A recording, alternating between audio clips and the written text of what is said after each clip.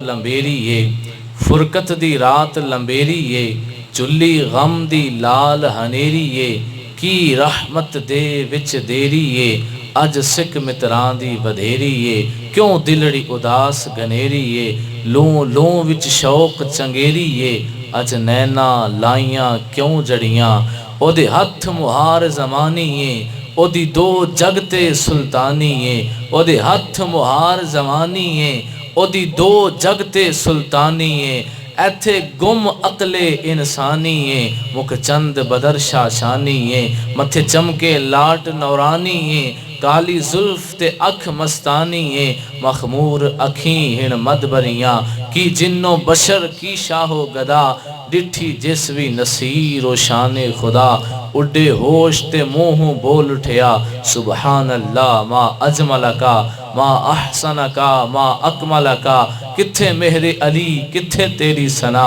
ਗੁਸਤਾਖ ਅੱਖੀਆਂ ਕਿੱਥੇ ਜਾ ਲੜੀਆਂ ਇਹਨੂੰ ਹਸਤੀ ਦਾ ਉਨਵਾਨ ਆਖਾਂ ਰੱਬ ਸੱਚੇ ਦੀ ਬੁਰਹਾਨ ਆਖਾਂ ਇਹਨੂੰ ਹਸਤੀ ਦਾ ਉਨਵਾਨ ਆਖਾਂ رب سچے دی برہان آکھاں یا اکھیاں دا قرآن آکھاں اس صورت نو میں جان آکھاں جانان کے جانے جہان آکھاں سچ آکھاں تے رب دی شان آکھاں جس شان تو شانہ سب بنیاں۔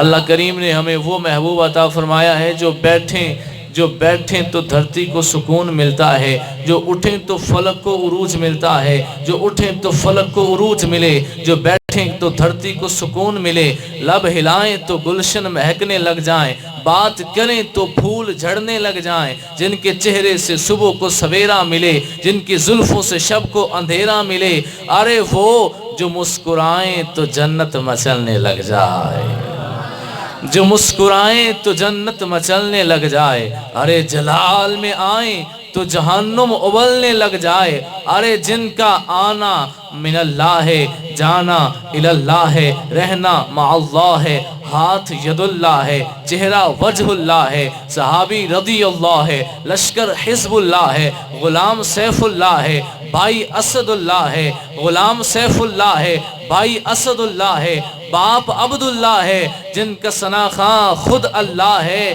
وہ محمد الرسول اللہ ہے۔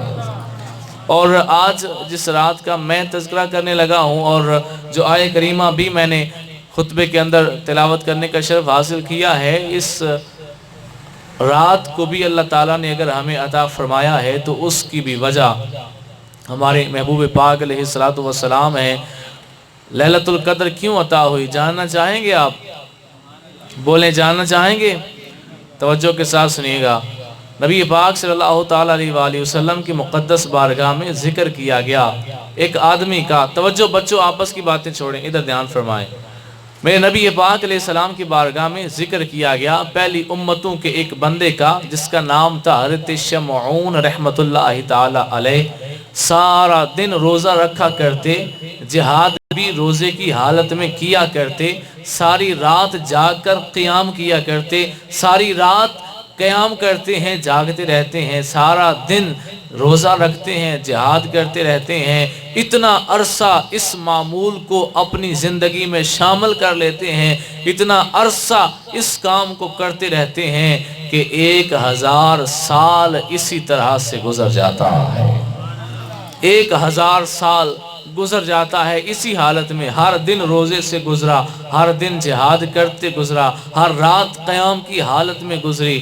آپ کے دشمن تنگ آ گئے کہ طاقتور بڑا ہے، اس کے جسم میں طاقت اتنی ہے، لوہے کی زنجیر کو ایسے کھینچتا ہے تو ٹوٹ جاتی ہے، اس کو ماریں گے، کیسے ماریں گے، کیسے مرے گا؟ ان کی بیوی کے پاس جاتے ہیں، جا کر کہتے ہیں تیرا شوہر کیسے مر سکتا ہے؟ اس نے کہا مجھے نہیں پتا۔ کہا تم جو کہو گی تمہیں دے دیں گے، جتنا مال کہو گی تمہیں دے دیں گے، تم نے کام کرنا ہے، جب یہ سو جائیں گے ان کو رسیوں سے باندھ دینا ہے تاکہ ہم آ کر گرفتار کر لیں۔ بیوی لالچ میں آ گئی، اس نے سارا حضرت شمعون رحمت اللہ علیہ کو جب سارا دن تھکا ہوا دیکھا، رات کے وقت جب سو گئے اس نے رسیوں سے باندھ دیا۔ حضرت شمعون رحمت اللہ علیہ کی آنکھ کھلی تو دیکھا جسم رسیوں میں بندھا ہوا ہے، ایسے ہاتھ ہلائے سارے کی ساری رسیاں ٹوٹ جاتی ہیں، اٹھ کر بیٹھ جاتے ہیں، اٹھ کر کہتے ہیں مجھے باندھا کس نے تھا؟ تو بیوی نے کہا کہ میں نے تو اس لیے باندھا تھا میں دیکھوں آپ کے جسم میں طاقت کتنی ہے۔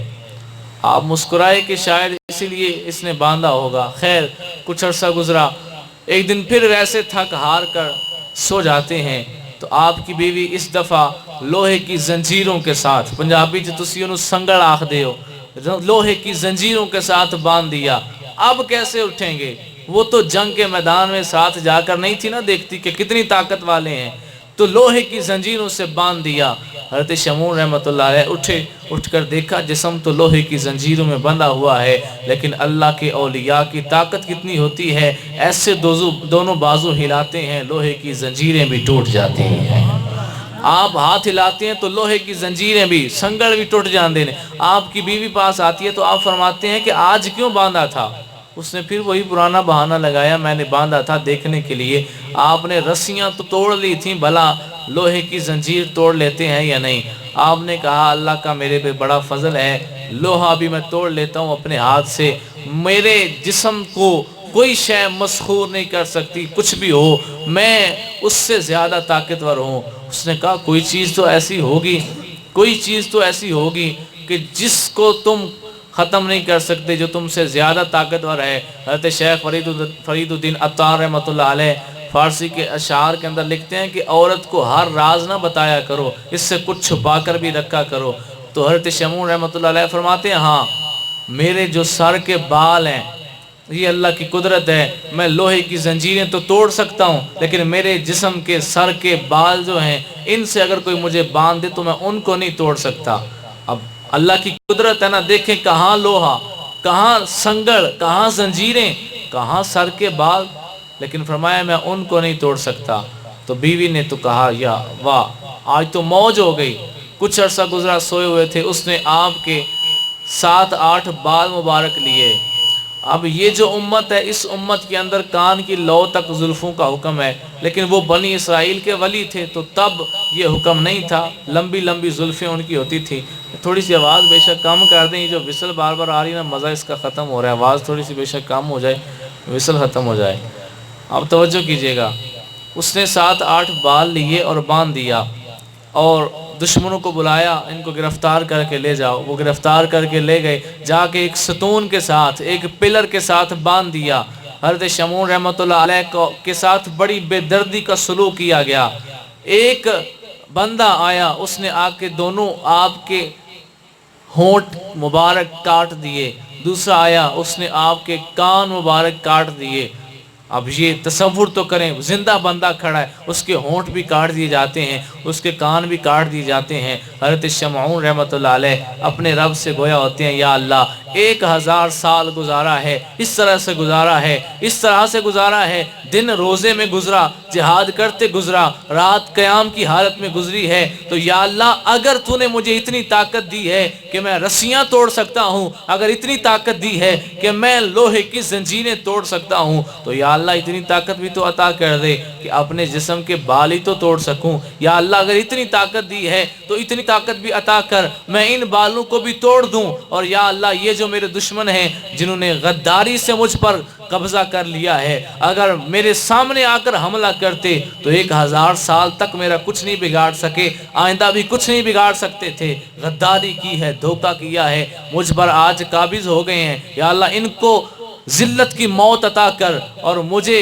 میرے بالوں کو توڑنے کی قوت عطا کر۔ اللہ کریم نے آپ کی ان 1000 مہینوں کی عبادت کو مد نظر رکھتے ہوئے اس دعا کو قبول فرمایا۔ حضرت شمعون رحمۃ اللہ علیہ پھر سے اپنے ہاتھوں کو ایسے ہلاتے ہیں، آپ کے بال بھی ٹوٹ جاتے ہیں، جب آپ ہلتے ہیں جسم کھل جاتا ہے، لیکن طاقت جو اتنی تھی کہ جب ہلتے تھے تو لوہے کی زنجیریں بھی توڑ دیتے تھے، آج جب ہلے ہیں ستون ہلا ہے، پلر ہلا ہے، سارے کا سارا چھت کفار پہ گر گیا، سارے کے سارے مر گئے، شمعون رحمۃ اللہ علیہ پھر بھی زندہ رہے ہیں، وہ ویسے کے ویسے زندہ رہے ہیں۔ آپ کا یہ تذکرہ، یہ جو ساری بات میں نے آپ کو سنائی، میرے نبی پاک صلی اللہ تعالیٰ علیہ وآلہ وسلم کی بارگاہ میں کیا گیا تو حضور صلی اللہ تعالیٰ علیہ وآلہ وسلم نے دعا کے لیے ہاتھ اٹھا دیے، یا اللہ ان کی تو عمریں بڑی تھیں جو اس نے اتنے عرصے تک اتنی زیادہ عبادت کر لی، تو اگر میری امت کی اتنی عمر ہوتی تو یہ بھی کر لیتی۔ یا اللہ کرم فرما۔ میرے نبی علیہ السلام دعا فرماتے ہیں، جبریل امین علیہ السلام آ جاتے ہیں، اللہ کا پیغام آ جاتا ہے، اللہ فرماتا ہے وما انا انزلناہ فی لیلۃ القدر وما ادراک ما لیلۃ القدر لیلۃ القدر خیر من الف شہر۔ اس کی تو 1000 مہینوں کی تھی یہ عبادت، لیکن اے نبی ہم نے آپ کو جو رات عطا فرمائی ہے، لیلۃ القدر کی رات جو ہم نے آپ کو عطا فرمائی ہے، اللہ فرماتا ہے لیلۃ القدر خیر من الف شہر۔ اللہ فرماتا ہے یہ لیلۃ القدر 1000 مہینوں کی عبادت کے برابر نہیں ہے، خیر من اہل شہر، خیر من الف شہر۔ اللہ فرماتا ہے برابر نہیں عطا فرمائی، جو ایک رات کی عبادت کر لے گا شمعون سے اس کی نیکیاں زیادہ ہو جائیں گی، اس سے اس کی عبادت بڑھ جائے گی۔ اب توجہ آپ فرما نہیں رہے، نوجوانوں چھڑو یار ذرا ٹو اگے آ جو کی ہو گیا، میں تو اتنا لمبا سفر کر کے آیا، تو سمجھ رہے ہو مڑا کھوڑا تینوں شرمندہ کرنا آمدنی، آ جاؤ اگے شاباش، کچھ نہیں ہو لگا اگے آ جاؤ شاباش، آ جاؤ اگے تو انہوں سے کچھ نہیں آکھن لگے۔ حضور صلی اللہ تعالیٰ علیہ وآلہ وسلم کا فرمان پاک ہے، حضور صلی اللہ علیہ وسلم ارشاد فرماتے ہیں کہ مجلس کے اندر خالی جگہ چھوڑنا شیطان کا حصہ ہوتا ہے، تو آپ میں سے اگر کسی کے آگے خالی جگہ ہے تو وہ آپ جان بوجھ کر اپنا ثواب کم کر رہے ہیں، اس پر آپ غور فرمائیں، میرا تو اس میں کوئی نقصان نہیں ہے، آپ گناہگار خود کو نہ کریں۔ میں نے آج منفرد باتیں چند آپ کی گوش گزار کرنی ہے۔ اب لیلۃ القدر کے بارے میں ایک بات آپ کو سنا دی، ایک بات مزید سنا کہ میں اپنی گفتگو کا رخ ذرا قرآن کریم کی عظمت کی طرف لاتا ہوں۔ حضور صلی اللہ تعالیٰ علیہ وآلہ وسلم مسجد نبوی میں تشریف لائے یہ بتانے کے لیے کہ لیلۃ القدر کون سی ہے، کس رات کو لیلۃ القدر کہا جاتا ہے۔ حضور اسلام مسجد میں تشریف لائے تو 2 بندے جھگڑ رہے تھے۔ اے ماری نہ ساٹا میری گل سنیا تھی سنیا۔ حضور صلی اللہ تعالیٰ علیہ وآلہ وسلم مسجد میں تشریف لائے تو 2 بندے جھگڑ رہے تھے۔ آپ علیہ السلام نے فرمایا اس رب کی قسم جس کے قبضہ قدرت میں میری جان ہے، میں یہ بتانے آیا تھا کہ لیلۃ القدر کون سی ہے، کس رات کو لیلۃ القدر کہا جاتا ہے، لیکن یہ 2 بندے لڑ رہے تھے، ان کی لڑائی کی نحوست کی وجہ سے اللہ نے وہ علم مجھ سے واپس اٹھا لیا ہے۔ تو جو مسجد میں لڑتا ہے، اس سے اس بات کا بھی پتہ چل گیا، جو مسجد میں آ کے ایک دوسرے سے لڑتے ہیں اس کی نحوست کتنی زیادہ ہوتی ہے۔ تو پہلے حضور اسلام بتانے لگے تھے کہ کون سی رات لیلۃ القدر ہے، لیکن آپ علیہ السلام فرمانے لگے میں بتانے آیا تھا، لیکن ان کی لڑائی کی نحوست کی وجہ سے اللہ تعالیٰ نے وہ علم مجھ سے واپس اٹھا لیا ہے۔ تو بھائیو اس میں بھی اللہ تعالیٰ کی حکمت ہے۔ پھر حضور اسلام نے ساتھ ارشاد فرمایا کہ 21ویں 23ویں 25ویں 27ویں اور 29ویں راتوں کے اندر تلاش کرو، ان میں سے کوئی رات لیلۃ القدر کی رات ہے، اور اس کی نشانیوں میں سے نشانی یہ ہے کہ اس رات کو موسم نہ تو زیادہ گرم ہوتا ہے نہ زیادہ سرد ہوتا ہے، درمیانہ سا موسم ہوتا ہے، اور اس رات کی جب صبح ہو جاتی ہے تو جب سورج طلوع ہوتا ہے اس کے ساتھ شعاعیں نہیں طلوع ہوتی، وہ ایک جس طرح چاند نظر آتا ہے اس طرح سورج بھی چاند کی طرح نکلتا ہے، اس کے ساتھ شعاعیں نہیں ہوتی۔ اور آپ علیہ السلام فرماتے ہیں ہر روز جب سورج طلوع ہوتا ہے اس کے ساتھ شیطان بھی نکل آتا ہے، لیکن جس رات لیلۃ القدر ہوتی ہے اس سے اگلی صبح جب سورج نکلتا ہے، اس ایک رات میں اللہ تعالیٰ سورج کے ساتھ شیطان کو نہیں نکلنے دیتا، صرف سورج کو ہی طلوع فرماتا ہے۔ یہ لیلۃ القدر کے بارے میں چند باتیں میں نے آپ کو بتانی تھی۔ جو لیلۃ القدر کی رات ہے اس میں ہر نیکی آپ کے لیے ایسی ہے جیسے آپ 80 سال کی عبادت کر رہے ہیں، لیکن جب گناہ کریں گے، جب کوئی اس طرح کا کام کریں گے جو گناہ کے زمرے میں آئے گا، تو پھر خود نوٹ فرمائیں کہ اگر نیکی کرنے پر ثواب اتنا ہے پھر گناہ کرنے پر گناہ بھی اتنا ہی زیادہ ہوگا۔ اب قرآن کریم کی عظمت کے لحاظ سے چند باتیں میں آپ کی گوش گزار کرتا ہوں، کیونکہ مجھے ارشد بھائی نے کہا تھا لیلۃ القدر کے بارے میں بھی بتائیے گا، قرآن کریم کے بارے میں بھی اور نماز کے بارے میں بھی۔ خطاب اتنا زیادہ لمبا نہیں ہوگا لیکن آپ توجہ کے ساتھ سنیے گا، تھک تو نہیں گئے؟ قرآن کریم کی عظمت کیا ہے؟ حدیث مبارکہ میں آتا ہے ابھی اللہ تعالیٰ نے کچھ بھی پیدا نہیں فرمایا تھا، صرف فرشتے تھے، اللہ تعالیٰ نے سب فرشتوں کو سامنے اکٹھا کیا اور اللہ کریم نے ان کے سامنے 2 قرآن پاک کی سورتیں تلاوت فرمائیں، ایک سورہ یاسین اور دوسری سورہ طٰہٰ۔ پہلی سورہ یاسین اور دوسری کون سی ہے؟ سورہ طٰہٰ۔ یہ اللہ کریم نے سارے فرشتوں کے سامنے تلاوت فرمائی۔ اب آج جب ہم کسی قاری کی تلاوت سنتے ہیں تو دل خوش ہو جاتا ہے، واہ کیا کمال کی آواز ہے اس قاری کی، روح تک پہنچ گئی ہے۔ حضرت داؤد علیہ السلام جب زبور کی تلاوت کیا کرتے، ہوا کے اندر پرندے رک کر آپ کی تلاوت سنا کرتے، تو میں کہتا ہوں آج کا قاری جب تلاوت کرتا ہے ہماری روح خوش ہو جاتی ہے۔ داؤد علیہ السلام جب تلاوت کرتے تھے ہوا کے اندر پرندے بھی رک کر آپ کی تلاوت کو سنا کرتے تھے۔ وہ کیسا سما ہوگا جب ان سب کو آوازیں عطا کرنے والے نے خود تلاوت فرمائی ہوگی، جب اللہ کریم نے تلاوت کی ہوگی وہ سما کیسا ہوگا۔ تو اللہ تعالیٰ نے تلاوت فرمائی، فرشتوں نے تلاوت کو سنا، جب تلاوت ختم ہو گئی، مکمل ہو گئی، تو فرشتے کہتے ہیں واہ یا اللہ یہ کتنی کمال کی کتاب ہے، اے اللہ ہم اس امت کو مبارک دیتے ہیں جس کو یہ کتاب عطا کی جائے گی، اور ان لوگوں کو بھی مبارک دیتے ہیں کہ جو اس قرآن کو، اس کتاب کو زبانی یاد کر لیں گے، وہ پیدا پتہ نہیں کب ہوں گے، یا اللہ ہم انہیں آج ہی مبارک دیتے ہیں۔ کوئی دنیا میں آ کر حافظ قرآن بن جاتا ہے تو وہ دنیا میں بعد میں آیا، حافظ قرآن بعد میں بنا، ابھی وہ پیدا بھی نہیں ہوا تھا، فرشتے اس وقت بھی اس کو مبارک دے رہے تھے۔ اور اس کی مبارک یہ ڈبل ہے، جو عام مسلمان ہے ایک مبارک اس کے حصے کی بھی ہے، کہ آپ علیہ الصلوۃ والسلام فرماتے ہیں فرشتوں نے کہا جس امت کو یہ کتاب عطا کی جائے گی ہم اس کو مبارکباد پیش کرتے ہیں۔ لیکن بھائیو قرآن کریم کو یہ صرف سمجھ لینا کہ ہمارے ہاں نا ایک بڑا ٹرینڈ چل گیا ہے، پھیری والا آتا ہے 5-10 قرآن کریم لے کے مسجد میں رکھ دیتے ہیں، لوگ پڑھیں گے ثواب ملے گا، اچھا وہ 2 مہینے کے بعد پھر آتا ہے، پھر 5-10 لے کے رکھ دیتے ہیں، اس طرح مسجد کی الماری بھر دیتے ہیں، خود پڑھنے کی کھیچل نہیں کرتے، کہتے ہیں بس ٹھیک ہے مسجد میں رکھ دیتے ہیں۔ تو قرآن کریم اگر ہم خود پڑھیں نا، اس کو ہم خود سمجھیں نا، تو پھر لے کر الماری میں سجاتے رہیں، تو بتائیں کیا اللہ اس سے راضی ہوگا؟ بولیں اللہ راضی ہوگا؟ یار اب تو موبائل کا دور آ گیا ہے نا، آج سے 10-15 سال پہلے آپ کا کوئی عزیز رشتہ دار سعودیہ ہو یا کسی اور ملک ہو، ادھر سے آپ کو خط لکھے، آپ اس خط کو پڑھیں نا، خط کو چومیں، خوشبو لگائیں، اس کو اونچی جگہ پہ رکھ دیں، سال کے بعد آپ کا وہ عزیز واپس آئے، آ کر بولے کہ میں نے آپ کو خط بھیجا تھا پڑھا، تو آپ کہیں کہ پڑھا تو نہیں تھا، چوما تھا، خوشبو بھی لگائی تھی، اس کو اونچی جگہ پہ رکھ بھی دیا تھا، بتائیں کیا وہ راضی ہوگا کہ ناراض ہوگا؟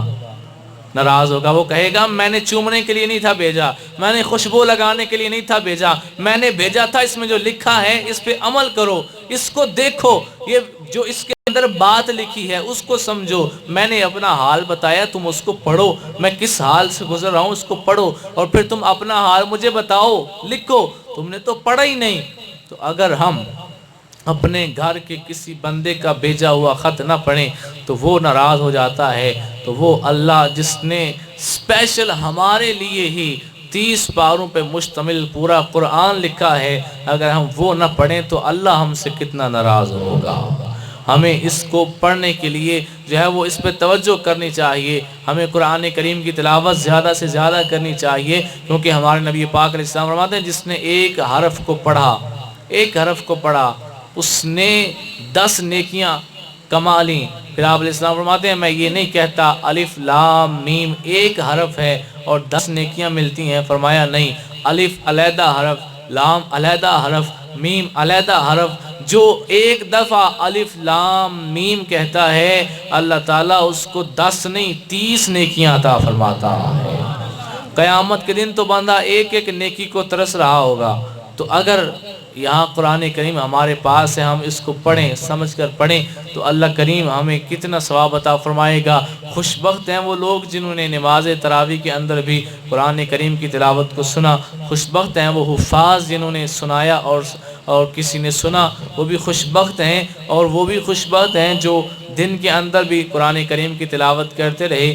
جنہوں نے نہ کی اللہ کریم ان کو آئندہ سے مراد اگلا سال نہیں ہے، آئندہ صبح سے لے کر آگے جو اگلے مہینے بھی آ رہے ہیں سارا سال قرآن کریم سے محبت کرنے کی توفیق عطا فرمائے۔ اب چند باتیں نماز کے بارے میں نے آپ سے کرنی ہے، لیکن نماز کے ٹاپک پر جو بات میں آپ سے کرنا چاہتا ہوں اس میں ذرا حاضر دماغی مجھے چاہیے، اور مجھے آپ ذرا ڈھیلے ڈھیلے بیٹھے پڑھ رہے ہیں. ذرا ایک دفعہ بلند آواز سے آپ میں سے کوئی نوجوان نعرہ لگائے, ہاں میں دیکھوں دھول والے کتنی بلند آواز سے نعرے کا جواب دیتے ہیں. کوئی نعرہ لگانے والا لگائیں ذرا نعرہ.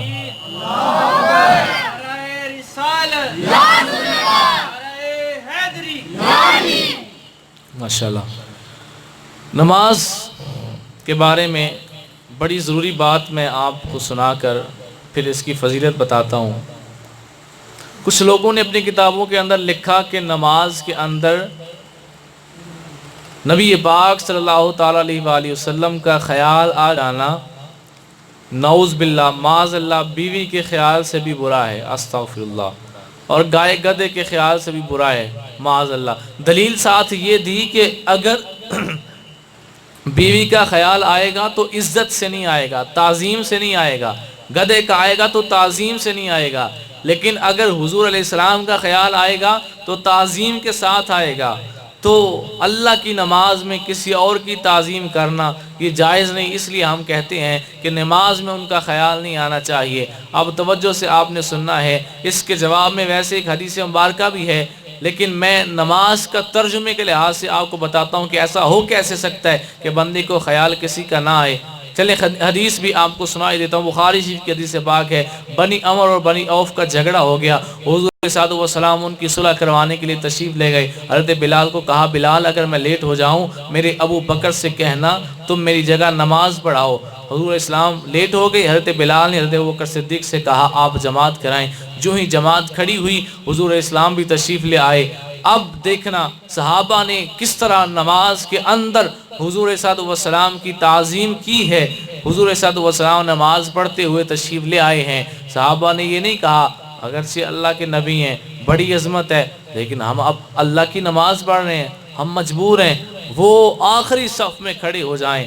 ایسا فیصلہ صحابہ کرام علیہ رضوان اجمعین نے نہیں کیا, بلکہ صحابہ نے فیصلہ یہ کیا ہم اللہ کی نماز بھی پڑھیں گے, اللہ کے نبی کی عزت بھی کریں گے.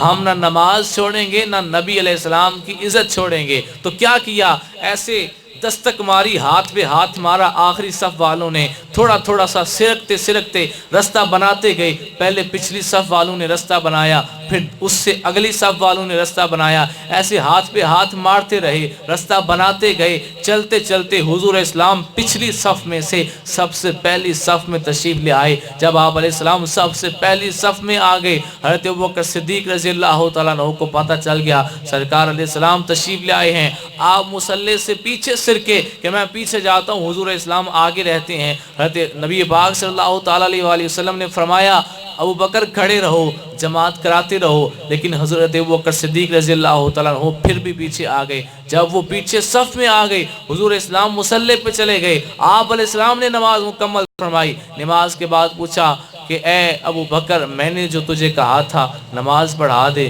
پھر تو پیچھے کیوں ہٹا ہے؟ جب میں نے کہا نماز پڑھا دے پھر پیچھے کیوں ہٹا؟ حضرت ابوبکر صدیق رضی اللہ تعالیٰ عنہ کا جواب سننا. وہ کیا کہتے ہیں؟ کہتے ہیں ما کانا لابن ابی قحافہ ان یصلی بین یدی رسول اللہ صلی اللہ علیہ وسلم. یہ ابو قحافہ کے بیٹے ابو بکر کو حق نہیں پہنچتا کہ وہ اللہ کے نبی کے آگے کھڑا ہو کے نماز ادا کرے. کہاں ابو قحافہ کا بیٹا, کہاں اللہ کا رسول. ابو قحافہ کے بیٹے کو حق نہیں پہنچتا وہ اللہ کے رسول کے آگے کھڑا ہو کے نماز پڑھے. تو بھائیو یہ حدیث جو میں نے آپ کو سنائی ہے, نماز پڑھتے پڑھتے تعظیم نبوت کر رہے تھے, سارے کے سارے کر رہے تھے. لوگ کہتے ہیں نماز کے اندر حضور اسلام کا خیال آنا یہ معاذ اللہ اتنا غلط ہے, یہ نہیں آنا چاہیے. توجہ کے ساتھ جو بات میں آپ کو سنا رہا ہوں یہ حدیث شاید آپ میں سے پہلے بھی کسی نے سنی ہوگی, لیکن اب جو بات بتانے لگا ہوں آپ میں سے کسی نے بھی نہیں سنی ہوگی. توجہ کے ساتھ سنیے گا. نبی پاک صلی اللہ تعالیٰ علیہ وسلم ارشاد فرماتے ہیں نماز اس وقت پڑھو جب تم جانو کہ کیا کہہ رہے ہو. نماز تب پڑھو جب تمہیں پتہ ہو کہ میں کیا کہہ رہا ہوں, اس کا ترجمہ تمہیں آتا ہو. نماز طوطے کی طرح رٹ کے نہیں پڑھ دو, تمہیں پتہ ہو. نماز کا ترجمہ بھی آنا چاہیے. آپ میں سے اگر کسی کو نہیں آتا تو وہ بھی اس حدیث سے غور کرے اور نماز کا ترجمہ یاد کرے کہ نماز کا ترجمہ آنا لازم ہے. میرے نبی علیہ السلام فرماتے ہیں کہ نماز اس وقت پڑھو جب تم جانو کہ کیا کہہ رہے ہو. سمجھ آ رہی ہے نا بات کی؟ ہیں جی سمجھ آ رہی ہے؟ اب سنیے گا. اگر ترجمہ آتا ہوگا نماز کا تو جس کا نام لیں گے اس کی طرف خیال جائے گا کہ نہیں جائے گا؟ ہیں جی جائے گا. جب نام کسی کا لیں گے ترجمہ آئے گا تو خیال تو جائے گا نا، خیال جائے گا. وہ کہتے ہیں نماز کے اندر اللہ کے سوا کسی اور کا خیال نہیں آئے گا. توجہ کیجئے گا، بندہ نماز شروع کرتا ہے، سورہ فاتحہ شروع کرتا ہے، بندہ کہتا ہے اہدنا الصراط المستقیم، اللہ ہمیں سیدھے راستے پر چلا. صراط الذین انعمت علیہم، یا اللہ ان لوگوں پہ راستے پر چلا جن پر تو نے انعام فرمایا ہے. ہم اللہ سے پوچھتے ہیں یا اللہ انعام یافتہ کون ہے؟ اللہ فرماتا ہے وَمَن يُطِعِ اللَّهَ وَالرَّسُولَ فَأُولَٰئِكَ مَعَ الَّذِينَ أَنْعَمَ اللَّهُ عَلَيْهِمْ مِنَ النَّبِيِّينَ وَالصِّدِّيقِينَ وَالشُّهَدَاءِ وَالصَّالِحِينَ.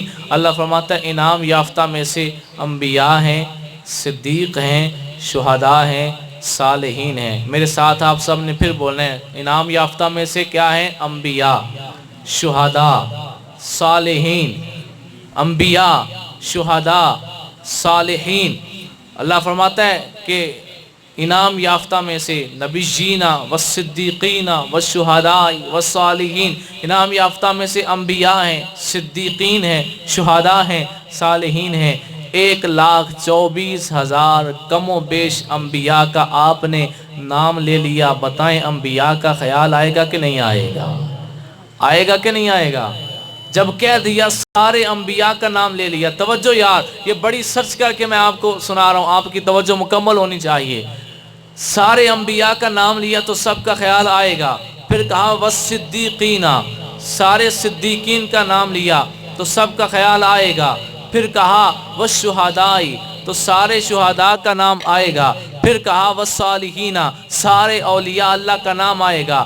پھر کہا کہ والصالحین والشہداء والصالحین، تمام انبیاء کا خیال آیا، تمام شہداء کا آیا، تمام صدیقین کا آیا، تمام اولیاء اللہ کا آیا. اچھا یہ تھا صراط الذین انعمت علیہم تک. پھر اس کے بعد کہا غیر المغضوب علیہم ولا الضالین، یا اللہ ہمیں ان لوگوں کے راستے پر نہ چلانا جن پر تو غضبناک ہو گیا، جن پر تو غصے ہو گیا، اور نہ گمراہوں کے راستے پر چلانا. ان لوگوں کے راستے پر ہمیں نہ چلانا. وہ کون ہے؟ شداد اللہ کا دشمن، فرعون اللہ کا دشمن، ابو جہل اللہ کا دشمن، یہ سارے اللہ کے دشمن اور گمراہ ہیں. اللہ کریم سے بندہ دعا کرتا ہے یا اللہ ان کے راستے پر نہیں چلانا. تو بتائیں ان سارے گمراہوں کا خیال آئے گا کہ نہیں آئے گا؟ شیر نہیں لانا، منہ نہ بولنا، آئے گا کہ نہیں آئے گا؟ آئے گا. پھر قرآن پاک کی صورت ہے تبت یدا ابی لہب وتب. بندہ نماز کے اندر یہ سورت شروع کر لیتا ہے تبت یدا ابی لہب وتب، ٹوٹ جائیں دونوں ہاتھ ابو لہب کے اور وہ گمراہ ہو گیا، وہ تباہ ہو گیا، وہ برباد ہو گیا. ابو لہب کا خیال نماز کے اندر آ گیا کہ نہیں آ گیا؟ ہیں جی آ گیا. اچھا پھر آگے اس کی بیوی کا بھی اس میں ذکر ہے، اس کا بھی نام آ گیا. سورت اگر پوری پڑھیں تو اس کی بیوی کا بھی اس میں ذکر ہے. اچھا سورہ لہب مکمل ہو گئی. اس کے بعد آپ نے رکوع کیا، سجدہ کیا، التحیات شروع کر لیا. آپ کیا کہتے ہیں؟ التحیات للہ والصلوات والطیبات السلام علیکہ ایھا النبی، سلام ہو آپ پر اے نبی. مجھے بتائیں بندہ کسی کو سلام کہے تو اس کا خیال ذہن میں آتا ہے کہ نہیں آتا؟ ایک ہی قسم چکی جائے میں دوجی باری پوچھنا ہے تو پھر تو منہ نہ بولنا ہے، پہلی باری سیری لانا ہے، منہ نہ بولو. ہاں اگر بندہ کسی کو سلام کہے تو اس کا خیال ذہن میں آتا ہے کہ نہیں آتا؟ آتا ہے. اچھا السلام علیکہ ایھا النبی ورحمۃ اللہ وبرکاتہ. پھر کہے گا السلام علینا، ہم پر سلام ہو. پھر اپنا خیال آئے گا کہ نہیں آئے گا؟ وَعَلَىٰ عِبَادِ اللَّهِ الصَّالِحِينَ، اور اللہ کے سارے نیک بندوں پر سلام ہو. سارے نیک بندوں کا خیال آئے گا کہ نہیں آئے گا؟ پھر درود ابراہیمی شروع کرے گا تو کہے گا اللہم صلی علی محمد وعلی آل محمد، حضرت محمد صلی اللہ علیہ وسلم پر بھی یا اللہ درود بھیج اور آپ علیہ السلام کی آل پر بھی بھیج. حضور علیہ السلام کا نام لے لیا تو خیال آئے گا کہ نہیں آئے گا؟ پھر کہے گا وعلی آل محمد، ان کی آل کا نام لے لیا تو حسن حسین کا ذہن میں خیال آئے گا کہ نہیں آئے گا؟ آئے گا. پھر کہے گا کہ یا اللہ ایسے بھیج جیسے ابراہیم علیہ السلام پر بھیجا، کما صلیت علی ابراہیم، تو حضرت ابراہیم علیہ السلام کا خیال آئے گا کہ نہیں آئے گا؟ پھر کہے گا وعلی آل ابراہیم، اس طرح جس طرح ابراہیم علیہ السلام کی آل پر بھی بھیجا، تو ان کی آل کا خیال ذہن میں آئے گا کہ نہیں آئے گا؟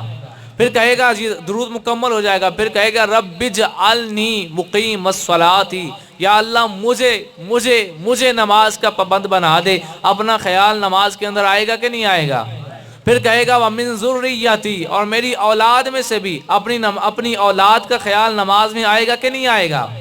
لو اپنا آپ بھی نماز کے اندر لے کے چلے ہوئے ہو، اپنی اولاد کو بھی لے کے چلے ہوئے ہو، تمہارا خیال آ جائے تو نماز نہیں ٹوٹتی، تمہاری اولاد کا خیال آ جائے تو نماز نہیں ٹوٹتی، رسول اللہ کا خیال آ جائے تو نماز ٹوٹ جاتی ہے۔ یہ کیسا دورہ معیار ہے؟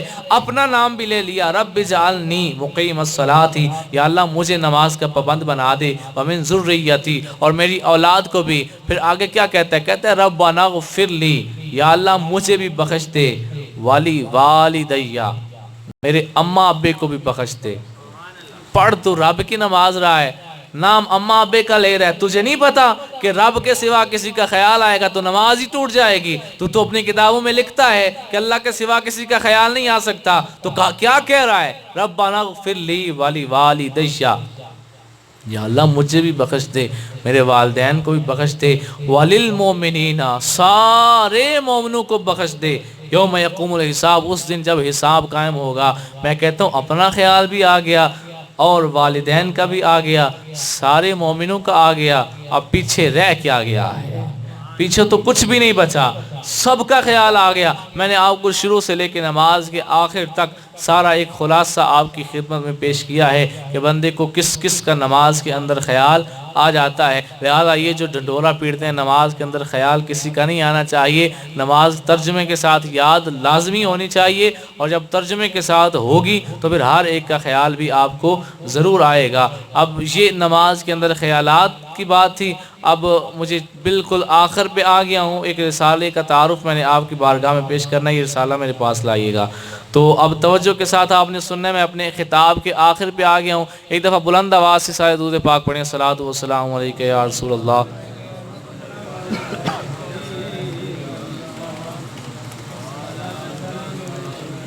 الصلاۃ والسلام علیک یا سیدی یا رسول اللہ۔ قرآن کریم کے اندر اللہ پاک ارشاد فرماتا ہے فَوَيْلٌ لِّلْمُصَلِّينَ الَّذِينَ هُمْ عَنْ صَلَاتِهِمْ سَاهُونَ، پس خرابی ہے ان نمازیوں کے لیے جو اپنی نماز سے بھولے بیٹھے ہیں۔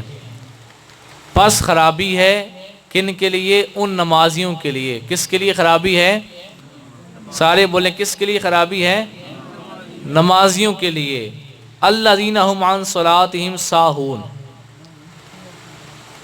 جو اپنی نمازوں سے بھولے بیٹھے ہیں۔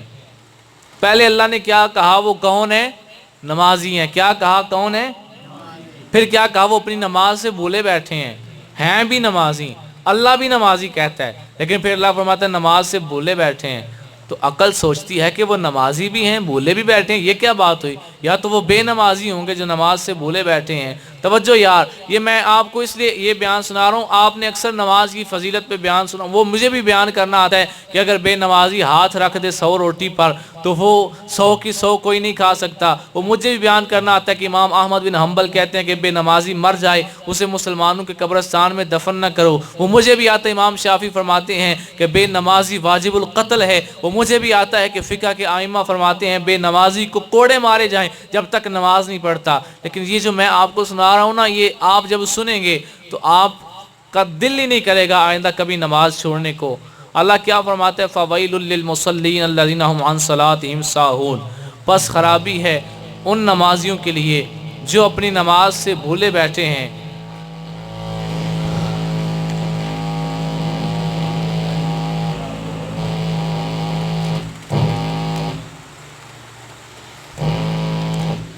وہ نماز پڑھتے تو ہیں لیکن نماز کو قضا کر ڈالتے ہیں۔